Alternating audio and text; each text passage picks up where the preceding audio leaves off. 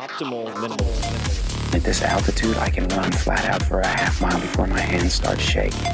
Can I ask you a personal question? Now would seem an appropriate time. What if I did the opposite? I'm a cybernetic organism, living tissue over a metal endoskeleton.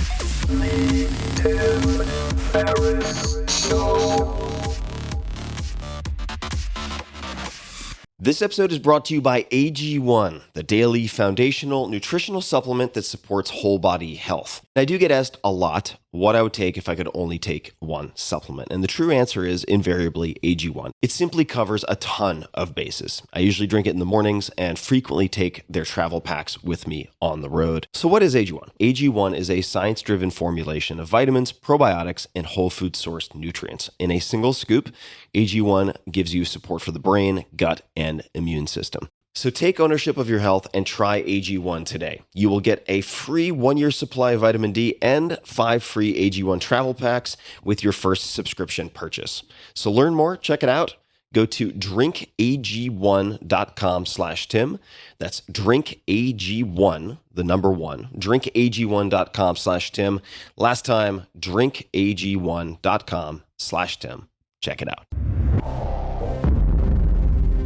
Hello, my beautiful little munchkins. It's Tim Ferriss. Welcome to another episode of The Tim Ferriss Show, where it is my job to deconstruct world-class performers, to tease out the habits, routines, favorite books, etc. that you can use. This episode features Michael Gervais, and that is at Michael Gervais, Gervais on Twitter. Michael is one of the few performance psychologists that elite athletes and coaches, among others, turn to when they want to level up or when they're returning from hard times and want to not just get back to where they were, but exceed their previous highest levels of excellence. And his clients include Olympic gold medalists, Super Bowl winning NFL coaches, you name it. It's an incredible, incredible roster. And in this episode, we discuss how to win the war against anxiety, some of the more effective and less effective ways, even self-defeating ways to use self-talk, behind-the-scenes stories of Michael's clients, understanding the path to mastery, the process to mastery, and much more. The audio from this episode comes from my new TV show, Fearless, which is fear and then less in parentheses, because it's not about being fearless, but learning to fear less, where I interview people like this, world-class performers, on stage in front of a live audience about how they've overcome doubt, conquered fear, made their toughest decisions, and so on. You can watch the entire first episode, which is with David Blaine, the illusionist and master endurance artist, for free at att.net/fearless. That's att.net/fearless. And to watch all of the episodes, there are 10 of them. You can go to tim.blog/fearless, no parentheses, just tim.blog/fearless. And if you are a cord cutter, just click on DIRECTV Now, which is a button there. And any of the packages get you the show. So you can choose the cheapest one if you like. And then we recorded 3 hours of material in this particular episode with Michael, and only 1 hour was used for TV. So this podcast episode is almost entirely new exclusive content for y'all, my listeners, because I love you, and it did not appear on television. So I hope you enjoy the conversation as much as I did. And without further ado, here is Michael Gervais.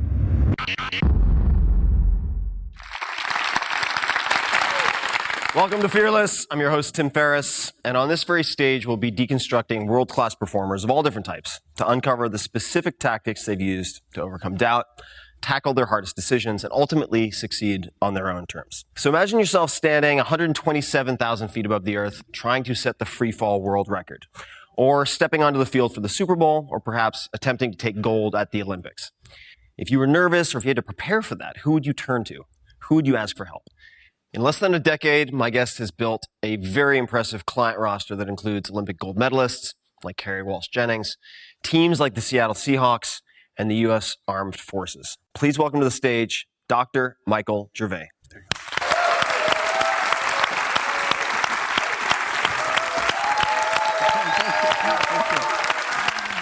Thank you. Right, sir? Yeah, thank you. Little step will get you. Oh, yeah.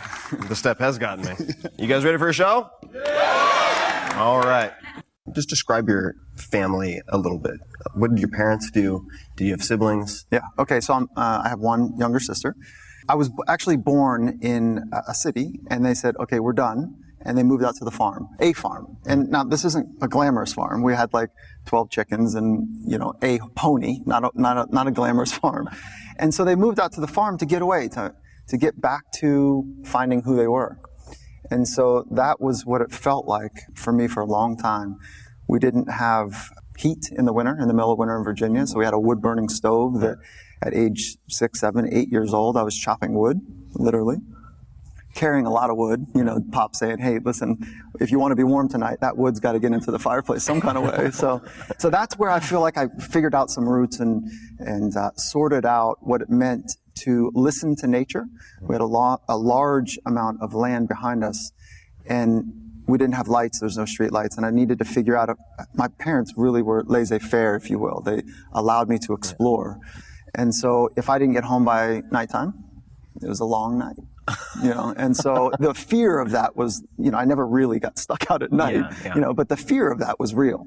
And so I figured out how to tune a bit to nature, and then working hard was just part of the process. And when did that change? When did the farm cease to be home base? Middle of 4th grade, which I think is an important footnote, that it was the middle of a school year, because they did that to me a couple times. And so changing it in a school grade is one thing, but then changing in the middle requires a different type of transition skill. Mm-hmm. And so being put in an amphitheater, whatever that amphitheater is one of the greatest teachers, and let alone far beyond what we learn from books and watching others, but figuring out transitions or any other skill is really important by doing, right? And so welcome to California. How'd that go for you? It was hard.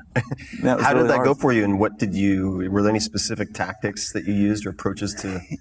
No, I didn't have as a 4th grader, I didn't have any tactics. I was like, okay, I'm going to miss my friends, but this seems like it could be okay, because they sold me on California, the dream of California. So then we moved again. Yeah. And so we went from Northern California to Southern California, and it was mid-year again, freshman year. And so we actually moved again in 6th grade. At the beginning of the year.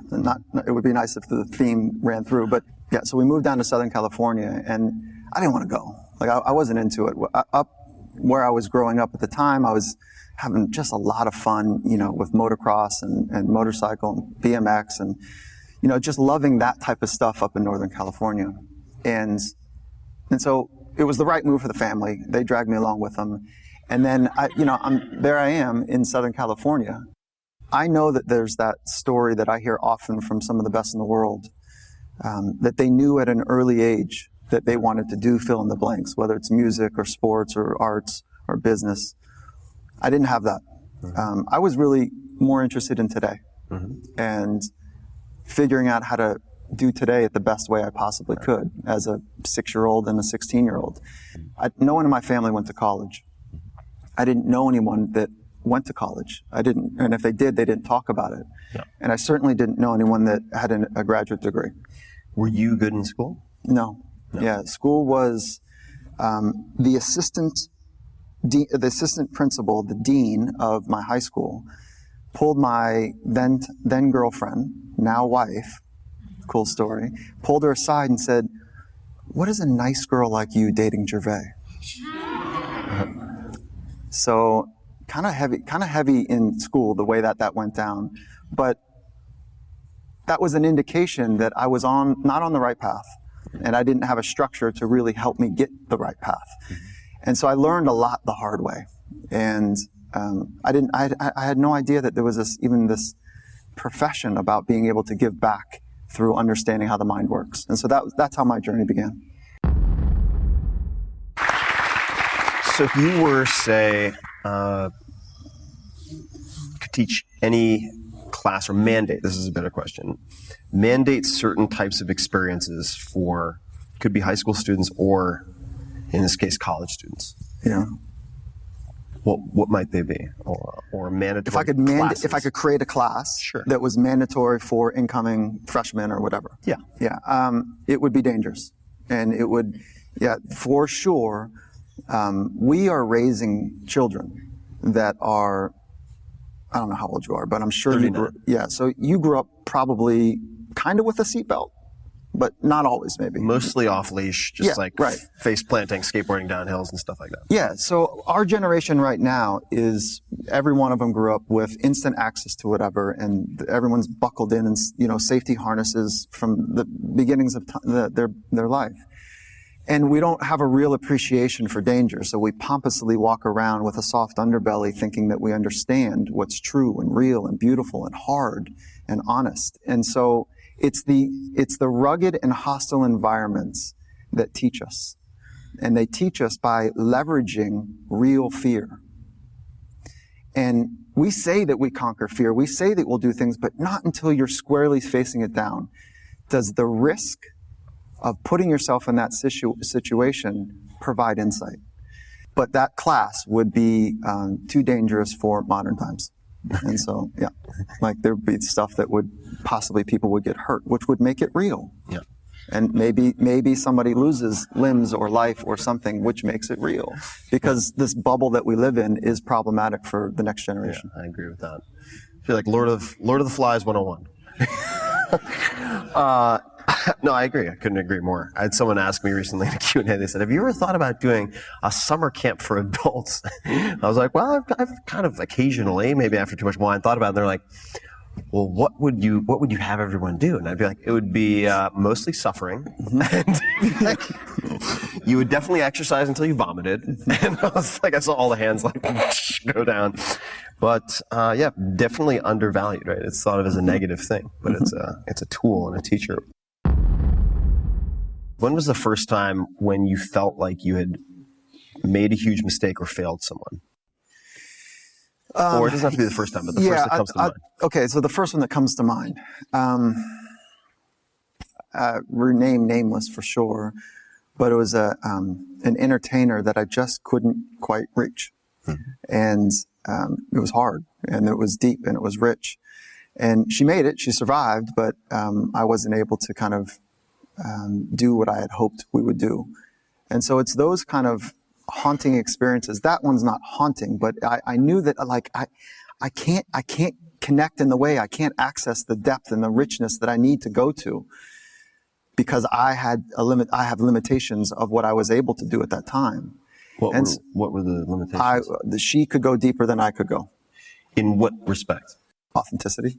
Okay. To talk about the real stuff. So here's the full circle of the conversation. Before I finish that story, is that I don't think about failure that way, though. Failure is not making a mistake. That's not failure. Failure is not being authentic. Failure is not going for it. Failure is being small. Whether you win or not, if you're authentically you and you go for it, okay, it sounds easy. It sounds like you could put that in a fortune cookie, but that's really what it's about. Mm-hmm. So when you play it safe and small, and you're not authentically yourself, it's your whole day is failing, your whole month, your whole year. And so I don't think about it like that's a win, that's a loss, that's a failure, that's a mistake, that's good, that's bad. It's like the experience is a day-to-day orientation to try to pivot and grow. Mm-hmm. And it's relentless and it's hard and it's difficult. And so back to this experience is that, when I reshape how we think about failure, it really is about, I think I finished that. But when we talk about the emotional piece, is that if we can hold our ability to be authentically ourselves when it's difficult, and that's only emotional. Like we use physical whatever to get to the emotional. There's no mental difficultiness. There's no such thing, because they're just words. Right? And so it's the emotional thing that's the hardest for us. Mm-hmm.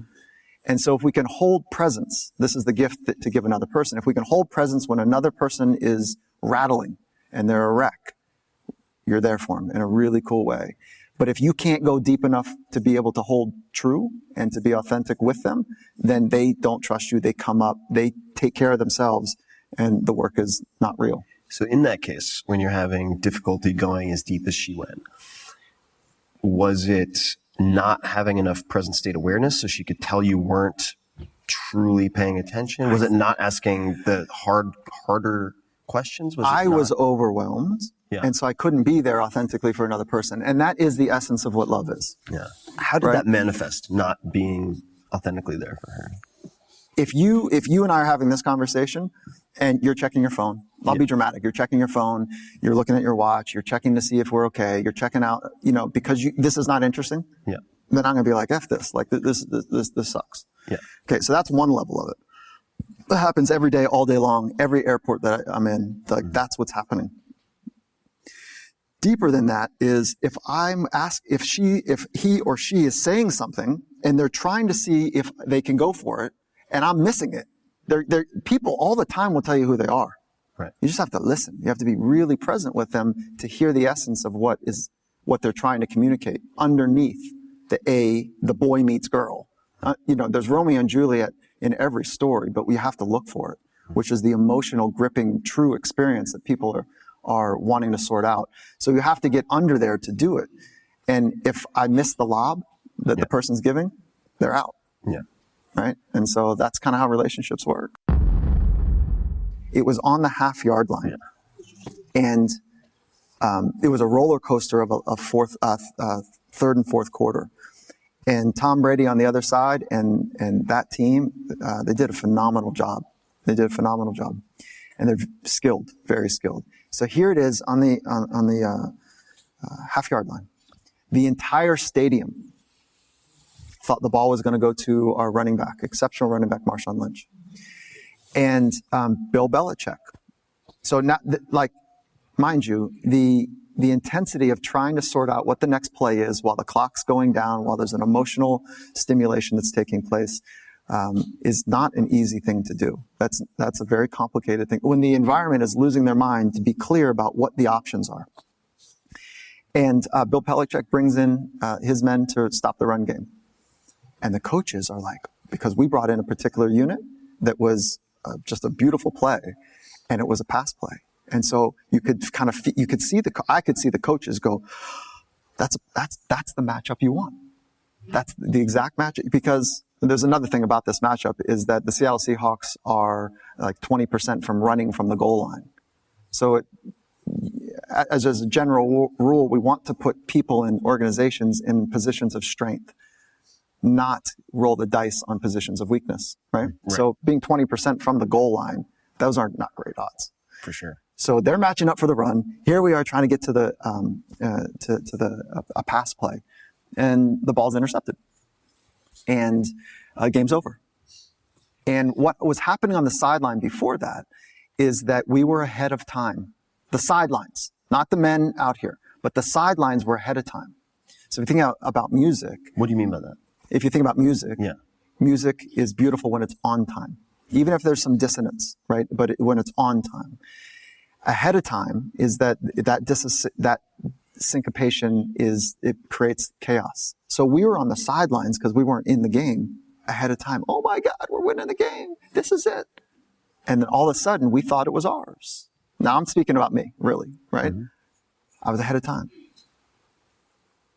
And the ball's intercepted, game's done. That team storms the field. Blue and blue and silver ticker tape is coming down. And the sidelines ours was like stunned. The emotions in the locker room afterwards, it was the most intense environment I've ever been in that didn't have real violence. Yearning and searching and questioning why was on a scale of 1 to 10, 100. Anger and just being pissed off about what just happened because the loss, our brain is phenomenal, as you well understand, that there's no redundancy in the brain. So the circuitry for grief and loss is the same circuitry for losing a game. Yeah. So it was grief. It was the most intense grief, like somebody just came in at the last moment and took away everything that you thought was yours. And it was exciting. It's a thing you've worked your whole life for. And so coming into the locker room, there was 6'8" crying, 6'4" ready to break someone's head open. 6'2" was taking off his tape, ready to punch somebody. There was a person behind me that was screaming, "Why? Why is this happening?" There was another gentleman, another athlete in the back that was kind of snickering and laughing. And then there was plenty of people that were just completely overwhelmed and didn't know what to feel. What are, and I'll give a personal example here, maybe some baby steps, remedial approaches that people can take if they've had a hard time or suspect they would. In my case, I found the gateway drug to get me moving in the right direction was guided meditations. So listening to, say, Tara Brach or Sam Harris or someone else who have a lot of guided meditations. And basically, every couple of seconds, they're just going to be like, hey, idiot. Come on back. You're thinking about porn or your to-do list. Come back. Come on back. And in addition to that, I found a few apps, Headspace to be very helpful. The thing that actually to help me to break through, and it's maybe embarrassing in a way to admit this, was social accountability. So I did take a course. In this case, it was transcendental meditation. But I knew if I didn't meditate, I would have to go to the session the next day. And there was an hour set aside for me to talk about my 2 sessions, and I would just feel like an ass. And I also paid for it. So those were a few of the crutches that I used early on to get to the point where I had enough sessions under my belt that it became like brushing my teeth on some level. Right? So I remember at one point I became obsessed with Bhutan. So why on earth would I become obsessed with Bhutan? Well, there's this very romanticized story of gross national happiness and the happiest country in the world and so on. Well, one year they got overtaken in a poll by the Danes. So the Danish are now the happiest people in the world. And I'm like, the Danish? Okay. And so I at one point ended up going to Denmark. And I was like, are you aware that you are supposedly the happiest people in the world? And the guy's like, I was drinking his beer. And I said, why do you think that is? And he goes, low expectations. And it's like easy to dismiss that and go like, but then I was like, no, there's actually something there. And in my mind, if I sat down and meditated and I wasn't on point, like 90+% of the time, I was thinking of it as almost in terms of school grades. Like I was failing. I was losing. And I was because you weren't quiet. Yeah, I wasn't doing my job. Yeah. I wasn't following the script. And I was having a conversation with Tara Brach, this very well-known Buddhist and meditation teacher, has great talks that she gives regularly, and they're recorded. And I explained this. I was like, I could go, if I'm sitting down for 20 minutes, or roughly 20 minutes, sort of what I do in the morning when I can, which is most days. I said, I could spend 19 minutes thinking about some cartoon I watched when I was a kid, like Thundercats. I like for 19 minutes, and then I'll be like, Ferris, you've spent 19 minutes thinking about Thundercats. And then I come back, and she says, that's a successful session. Because the training isn't getting it right, it's the coming back. That's it. The coming back is the rep. And I was like, oh, okay. And as soon as I thought of it in those terms, suddenly I was having successful sessions, and I was able to stick with it. Yeah, the misconception is the first trap, is that if you just focus on your breathing, there's 2 types of mindfulness training that the way that I've come to learn about it, single point and contemplative. So single point is one thing over and over and over again. So you notice when you leave the moment, that moment, and then the work is to come back. And in that, once you become aware that you've shifted from now, the breath or the dot on the wall or a mantra or whatever it might be, and you're over here, what do you do with that? Right. Do you say, mother? Or do you say, I want you to curse so badly. Come on back. Come on back. Don't do it. It's a trap. So do you come back? And can you swiftly come back? And can you do that 1,000 times? Right. Can you do it? Whatever. That's the work. And then eventually you'll slip into that no mind experience. Yeah. And I'll tell you how my first teacher, he said, Mike, now, mind you, I'm like, I don't know how old I am, but he says, I was young, and he says, if you knew what I knew, you'd be doing this every day. I said, okay, what do you mean? And he says, it's like a full body orgasm. That's the way you sell it. Yeah, that's how you sell it. Like, oh, now you got my attention. Like, okay, there we go. So, and I'm still waiting. So maybe he sold me a bill of goods, but Yeah, did this get awkward? I think you just solved a major branding problem for mindfulness. Yeah, right. Just got to sell it as full body orgasm. I want people around the block. So let's take a left turn. You mentioned the importance of fighting earlier, and I'm taking it out of context, but it brings me back to the Seahawks in so much as I have heard, and this is not as someone who knows a lot about football, but that the Seahawk organization allows their players to resolve conflicts or sort out their differences on the sidelines amongst themselves. on a regular basis. I don't know if that's true. This is just something I have heard. Is that true? Okay, so the statement was that the Seahawks allow athletes to work out their conflicts. Yeah, if there's a conflict between players. Well, I think there was okay, so I'll unpack the story and this that's is surrounding it. But just me repeating something I heard. I don't know. Well, I mean, okay, so go back to the principle that Coach Carroll set up, that this is a relationship-based organization. Mm-hmm. And so when relationships matter, like there's intensity around emotions. Sure. And so what happened just recently was this year, one athlete was angry. He was pissed, threw his helmet, and he was in a fit of rage. And so there's a couple courses that would take place, a couple predictable things that could take place. People would be like, whoa, that's too much now, right? Like, stay away. Or they can come up and become aggressive with him and jump in his face and say that's not okay. And so what most people do in most organizations when somebody's raging, I mean raging, full of testosterone and strength, is that they back up. Because it's dangerous for them, even though destruction is taking place, right? And when one person, football is a beautiful team environment. When one person's off, the whole thing is working to try to help that person, right? And so that's what teams and tribes do, right? To really help. So what happened in this particular occasion this year is that one athlete confronted him, and the athlete that was overrun with emotions want nothing to do with it.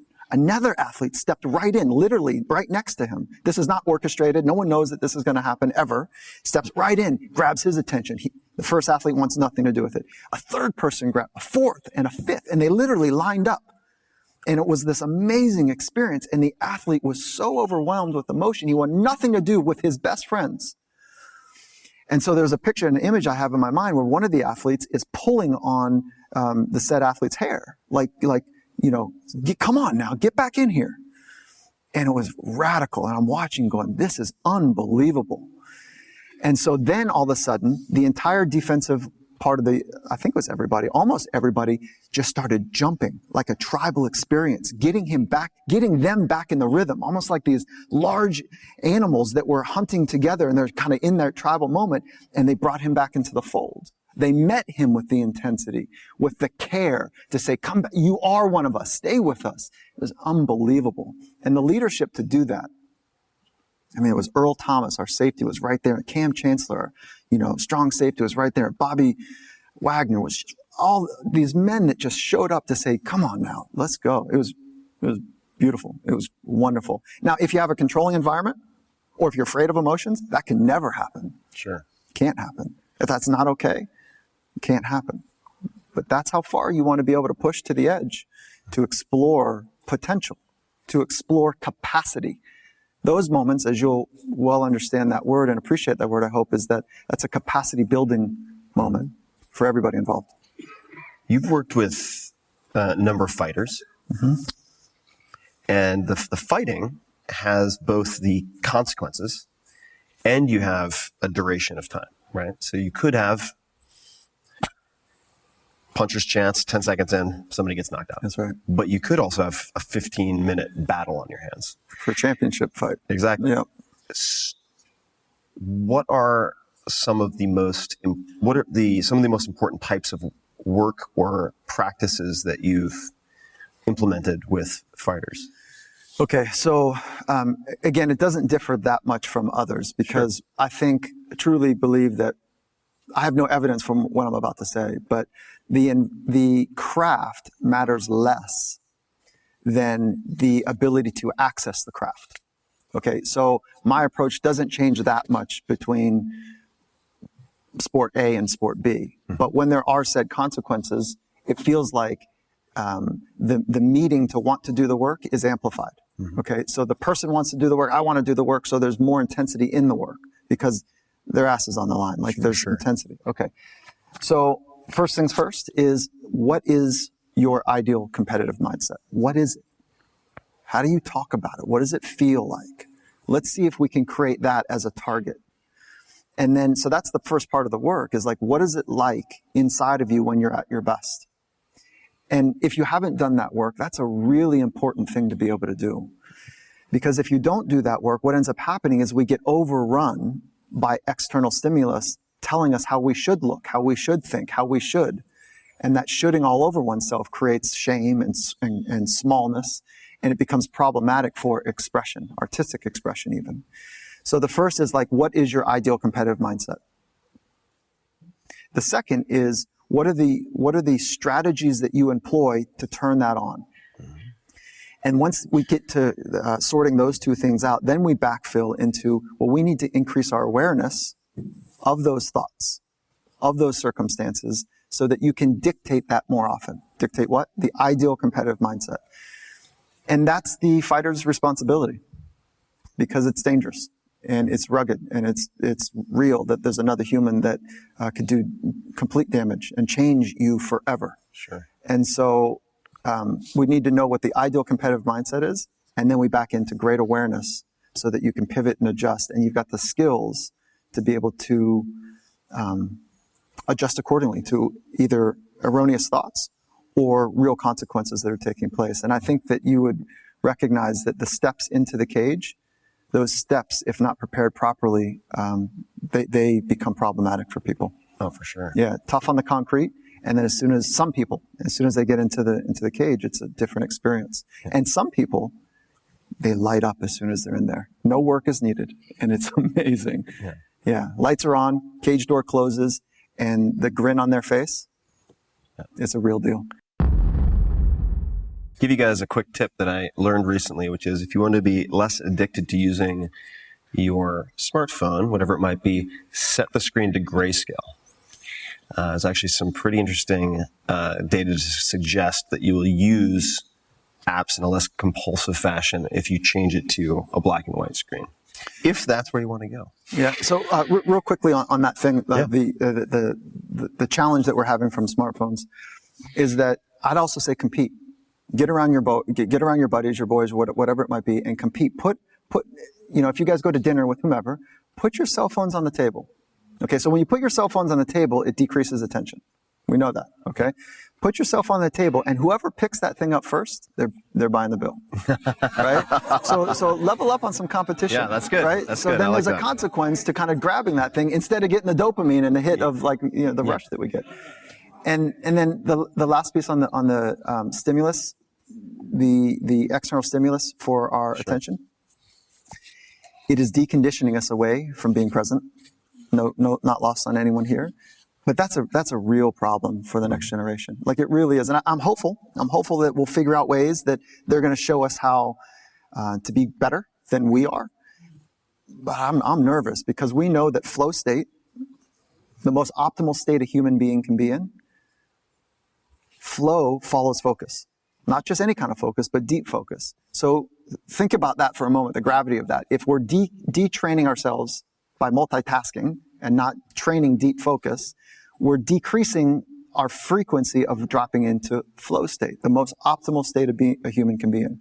We got problems, productivity, sense of awe and wonder. Like there's challenges coming around the corner for us. Yes, indeed. Just wait until we're all wearing VR headsets. That'll be curious. Mm-hmm. Well, I suppose this is a decent segue. Jeffrey Neumann, where are you? Here we are. Do you have your own therapist or counselor or other performance coach you turn to personally? If so, what is it they give you in terms of perspective that you can't give yourself? Why would I need a therapist? No. Yes. I'll tell you, that's a great question. And there's a story that goes with it, is that first story was two stories. First was that going through graduate training, one of the requirements that the school provided was you have to go sit in the other chair. Like that, you have to feel what it feels like to understand that level of vulnerability and the process of being authentic and saying difficult things. So that's what was my first exposure to it. I don't see myself doing therapy. That's not what I do, right? But I'm invested in relationships to strengthen the assets of other people. And so I sat in that chair and I was like, wow, this is heavy. Like it is just sweating in chairs. And it's just another human being asking me questions. I could say no. I could say whatever I want, but I'm sweating with tension. So that was my first experience with it. The second was my wife 7 years into our relationship, said, "You got to go." And she said, "We got married really young, high school sweetheart. We got married really young, and we hadn't found ourselves yet." And she said, I love you. I love you. You're wonderful, but I don't know how to be me, and I don't know how to be me around you." And the strength to say that, the strength to say that. So I was in panic mode, right? I was like, what do I do? And so we didn't talk for some time. And I said, "Hey, listen," I'd already had I was already doing what I do. And I said, "Hey, listen, let's go talk to somebody." She's like, "Fine." And she's Latin and she's wonderful. And she says, with all the flair you can imagine, "But it's not going to work." I said, "Okay." So we go to therapy. And it wasn't manufactured.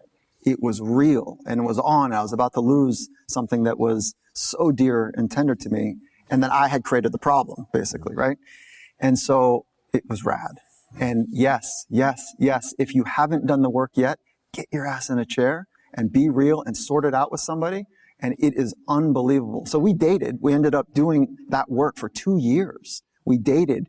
We've been married now for 20 some years. And it is just like, it's rad. It's rad. Yeah. Yeah, good. I work with adults. And so it's not like they don't know what they're doing. Mm-hmm. And there's no trickery.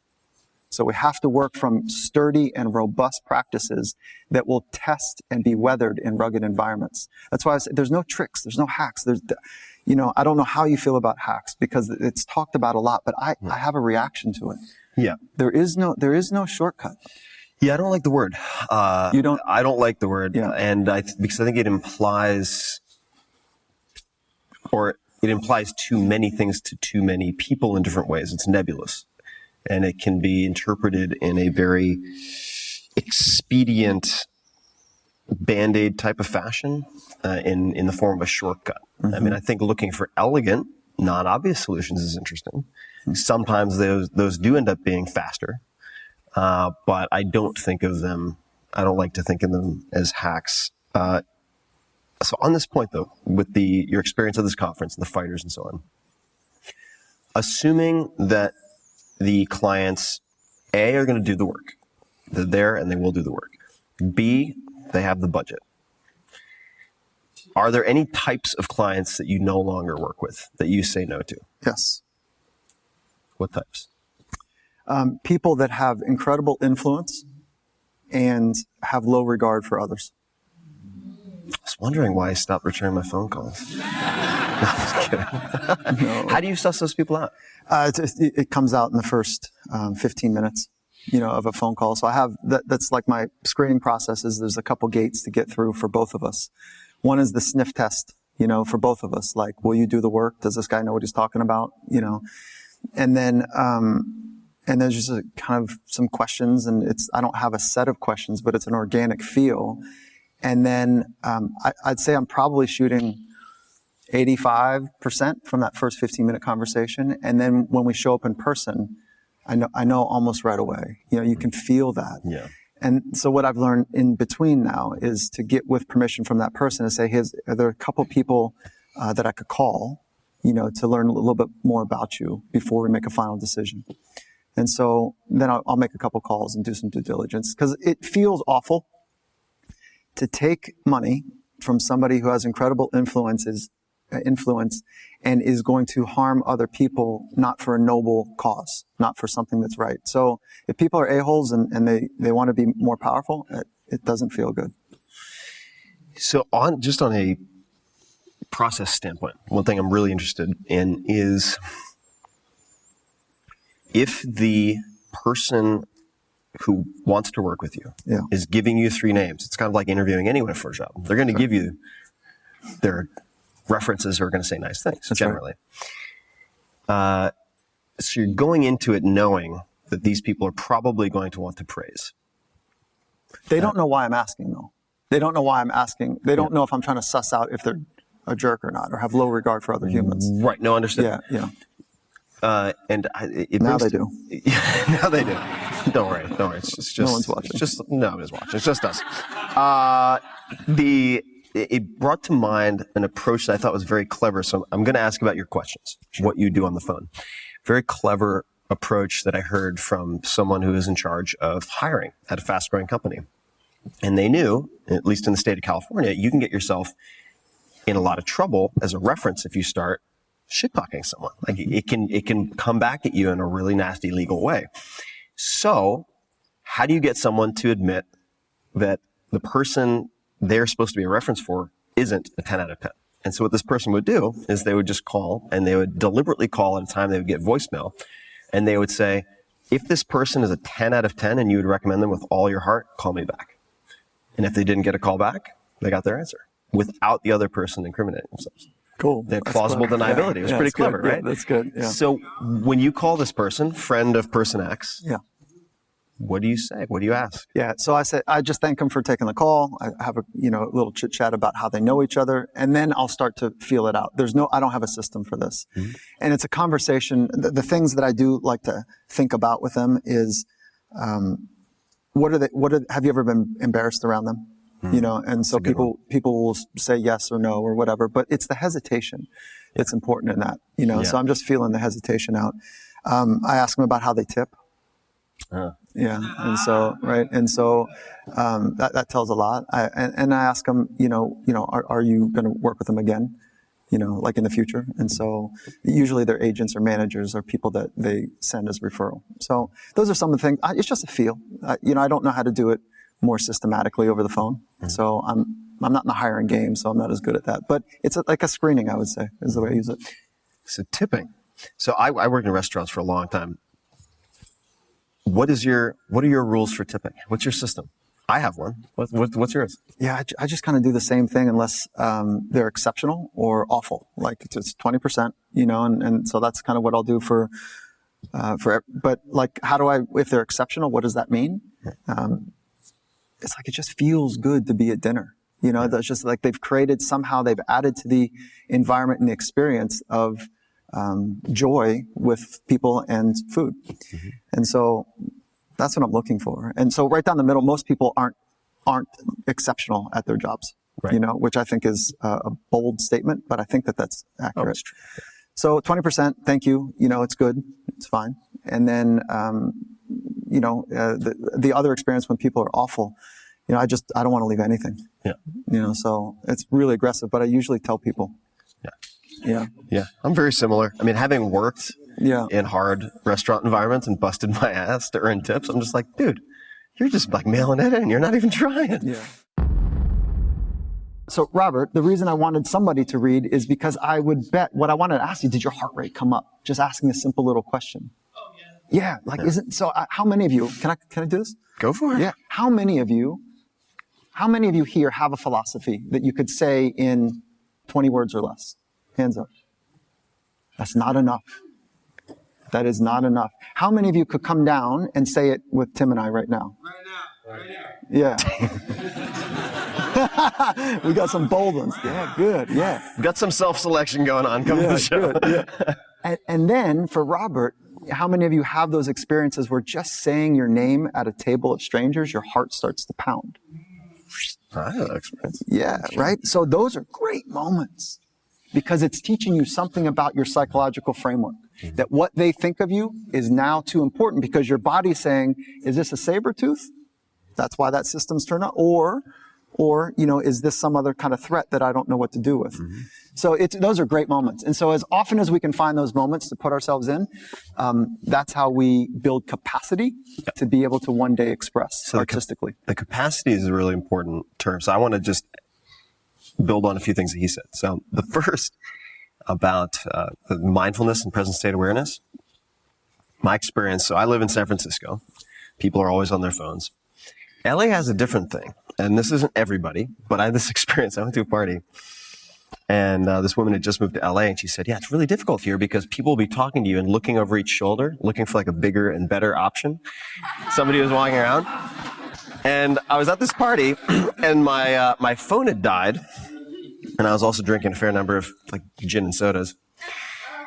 And I'm talking to people and they're like, I feel like you're really listening to me. And I'm like, Yeah, because I'm just looking in your eyes and listening to you. And it's like, so it doesn't take much, and it was like a superpower. It was fucking unbelievable. Like the bar right now is pretty low, like in general. So it doesn't necessarily take a lot of work. A. B, this piece on like when did being on stage and worrying about what people think become a threat. I think it ties in very nicely to something you mentioned earlier, which is this systematic desensitization. So, not to totally nerd out, but I will for a second. Stoicism, once again. So we have a gent named Cato. So Cato was considered by many, including Seneca, to be the perfect Stoic. Now, no one's perfect, but he lived the principles better than many or most. And one of the things Cato would do is routinely, purposefully do things that would get him ridiculed, but on a surface level. So he would wear different colored tunic, for instance, than was customary at the time, so that he would get ridiculed by people who were around him. And he trained himself to be regularly not embarrassed, or to condition himself to not be embarrassed, so that he could reserve being embarrassed for only those things that are worth being embarrassed about.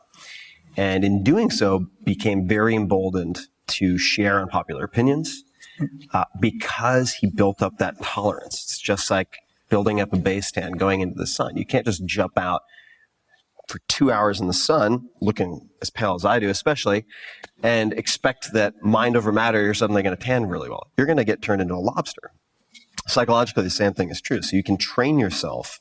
I have these pants, I'm not wearing them right now, I call them party pants. They're the most disgusting, ugly, like floral pattern grandma couch pants you've ever seen.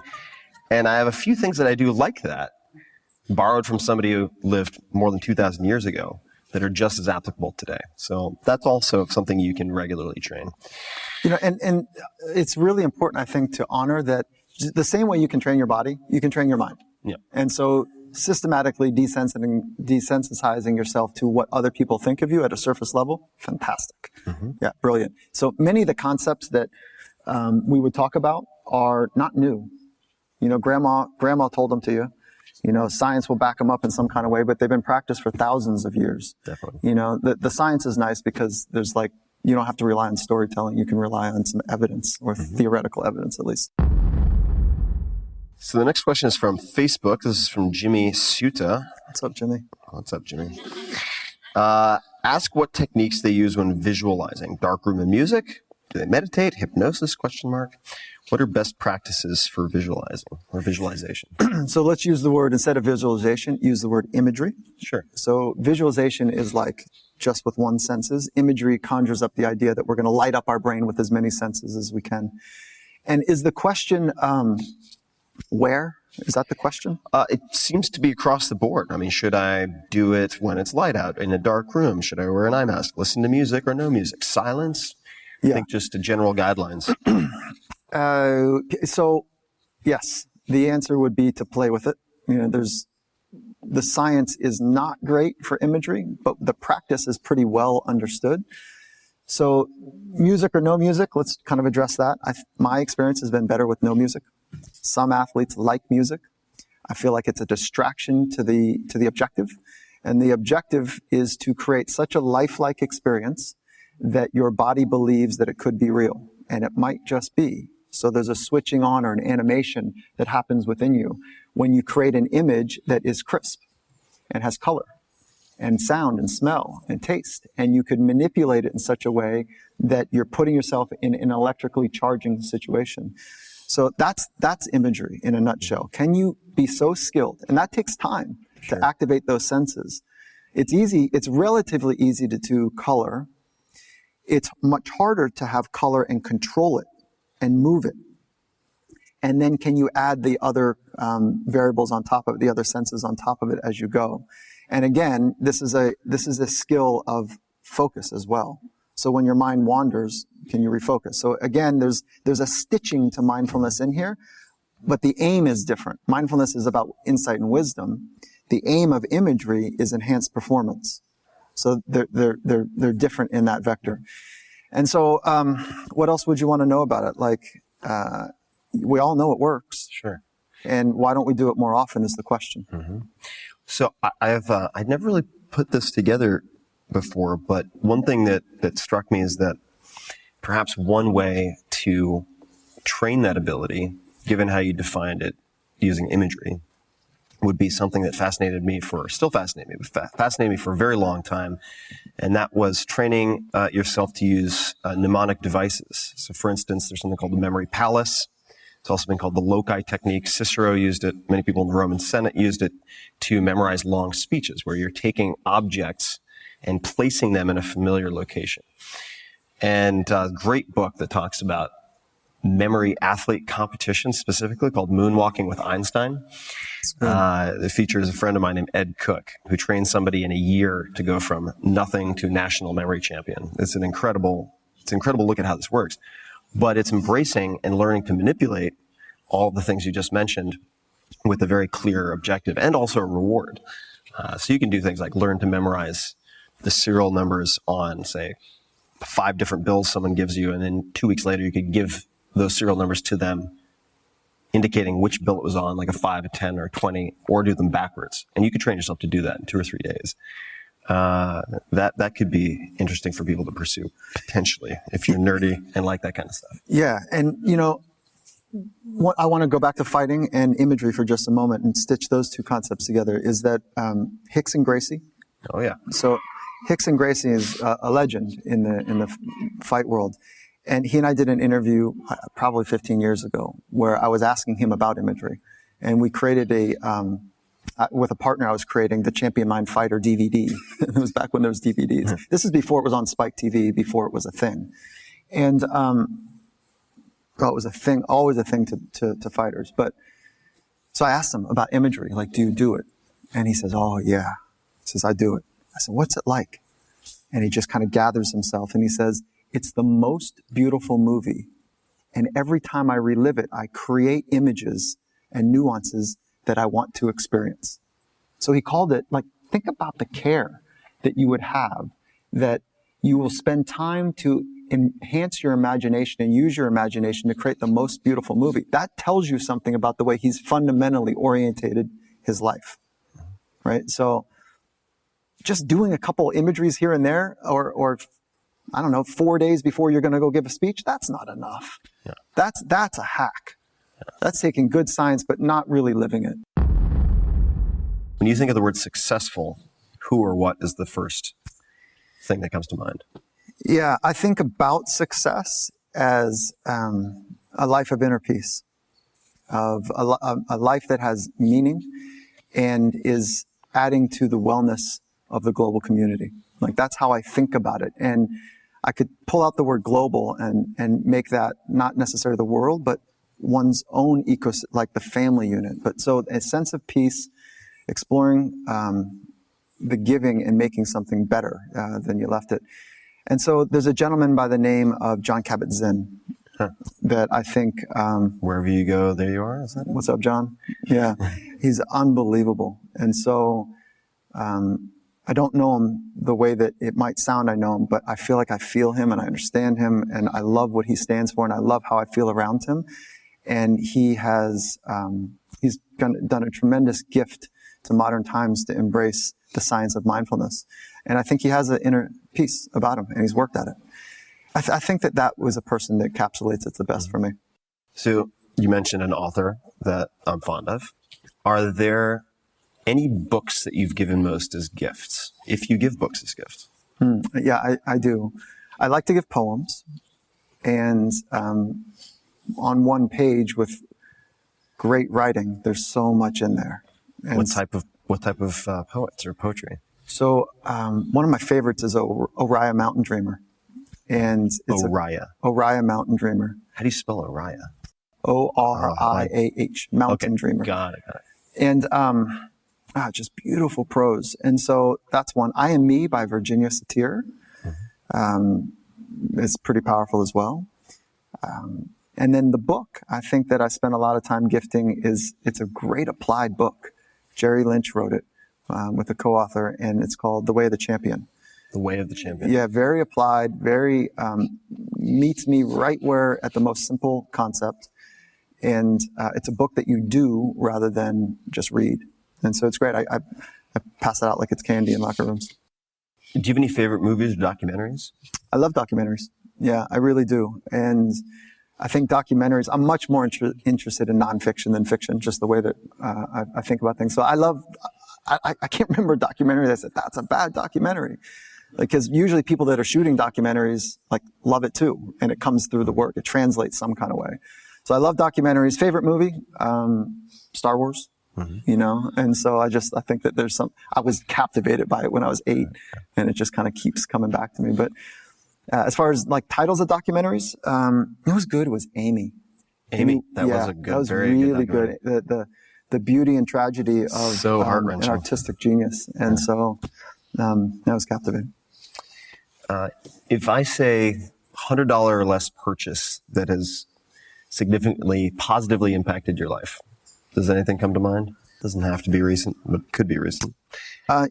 Two things pop up. One is this $11.99 book that my wife bought my son, and he just won't put it down. And I have an 8-year-old son. What's up, Grayson? And I have an 8-year-old son who's just so any little book that I give my son feels like the greatest gift in the world, because he becomes mesmerized by the imagination and the stories inside of it. And so that's been a really good. Do you remember the title of the book? It's something about Pokemon. I think it's the something Pokemon whatever. And so he's all about it. Yeah. And so that's been really good. And then I'd say not for my son would be, I think soft tissue work, massage in soft tissue work. I think it's an incredible gift for all of us to for alignment. If you feel tension in your muscular system.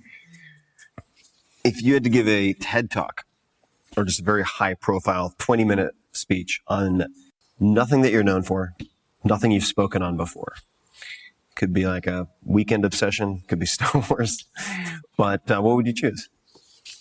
What kind of question is that? It's a curveball question. Yeah. Okay. So for instance, where are we trying to go with that? Yeah. Where are we trying to sort out? So, we're not trying to sort out anything in particular. I'm not solving climate change here, but the people. I'll tell you where this comes from. So where it comes from is I was having a conversation with a gentleman named Mark Andreessen. Mark Andreessen created the first popular graphical web browser, co-authored it, Mosaic, and he is a serial billionaire, one of the most successful investors on the planet now, and an incredible writer. The guy's a real polymath. And one of the many ways that he finds opportunities is he asks, what are the nerds doing on the weekends or in the evenings? What are they spending their spare time on? Did you just call me a nerd? No, although that would be a compliment. No, yeah. You did just mention Star Wars. I mean, let's be fair. Yeah, and Pokemon.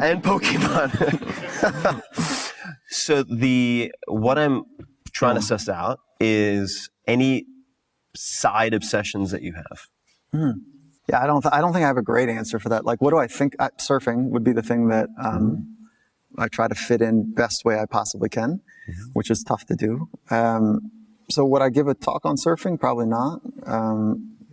I don't know. I spend so much time thinking about the human experience. It would have to be something outside of the human experience. So I don't know where to go. Here, I'll give you one. Yeah. What is the hardest challenge that you are currently working on yourself? The hardest challenge. I think it's always authenticity. I think that's always it, right? And then moving as deep as I can to places that are uncomfortable. So what would that be?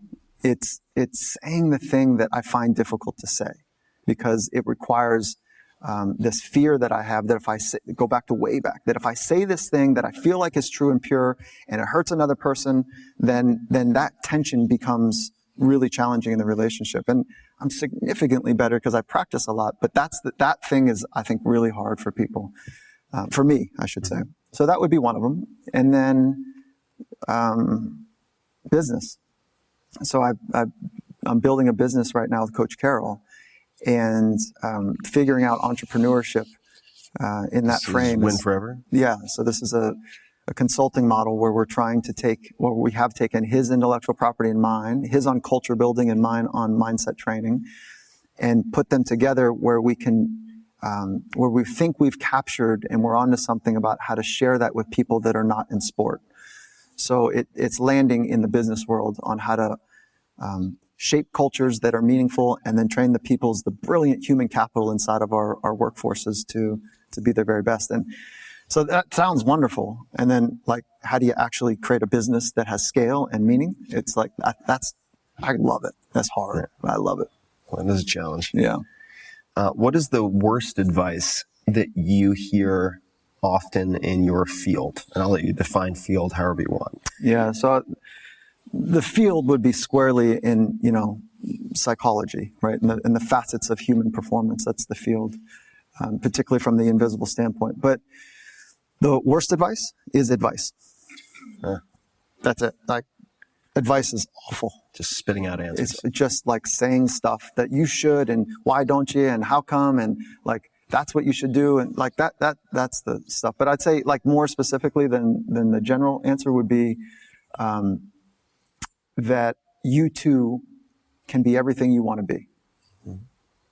Not necessarily. Maybe in some kind of make-believe world that everybody is going to be amazing. I don't see people putting in the work to do it. And so motivation, I don't know anything about it. I don't know anything about motivation, because people I work with don't need it. Right. They're driven. They're fully committed to a particular way of living.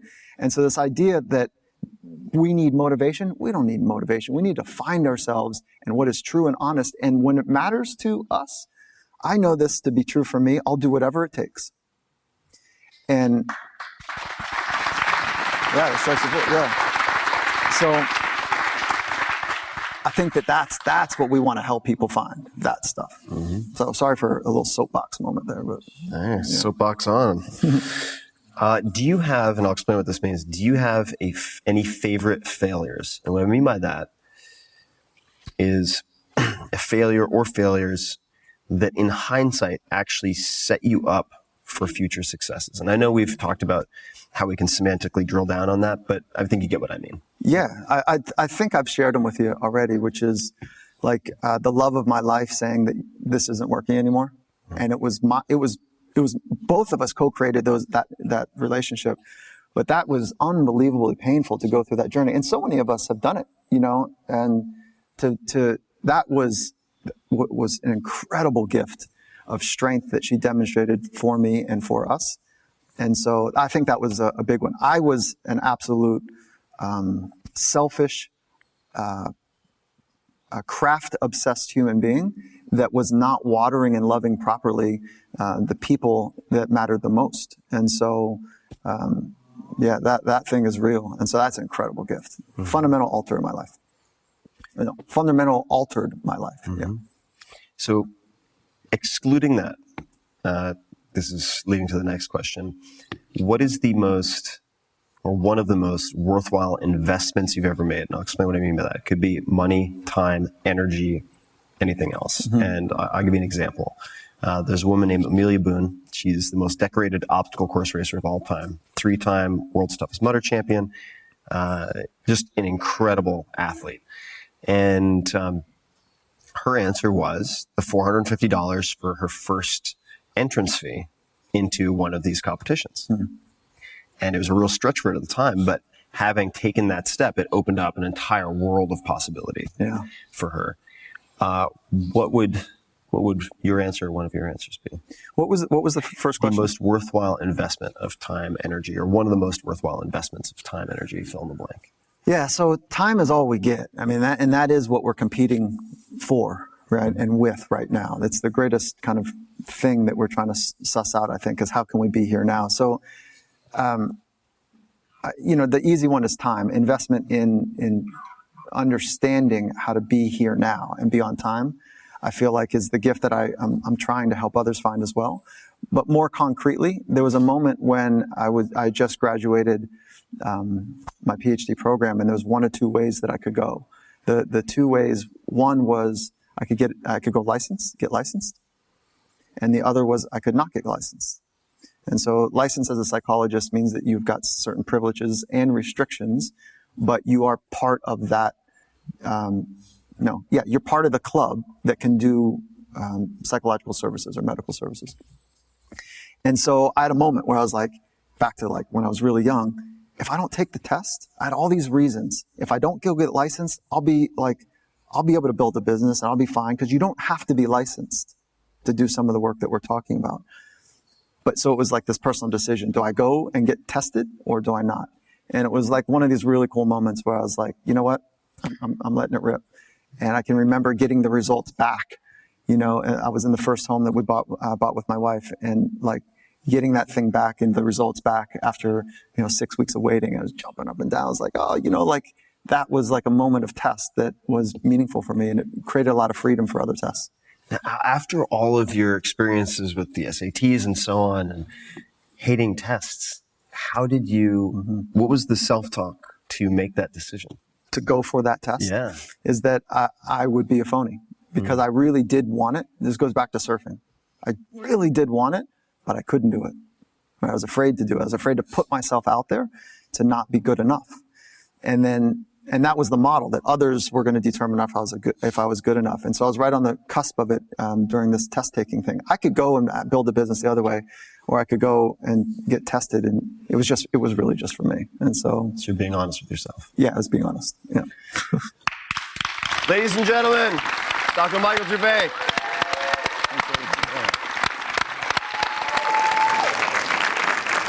All right, thank you guys.